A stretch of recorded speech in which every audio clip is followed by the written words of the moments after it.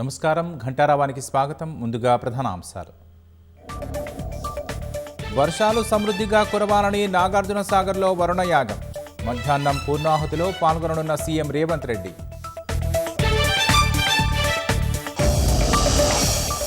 రాష్ట్రంలో ఎనుమరేషన్ పత్రాల సమర్పణకు నేటితో ఆఖరు. ఇప్పటికైనా బీఎల్ఓలకు అందించాలని ఎన్నికల సంఘం సూచన.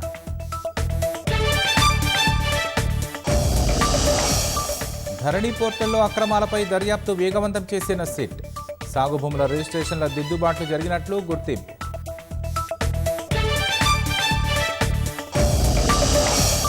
జార్ఖండ్లో పరీక్షల అవకతవకలపై తీవ్రమైన ఆందోళనలు. అసెంబ్లీ ముట్టడికి వస్తున్న విద్యార్థులను అడ్డుకుంటున్న పోలీసులు.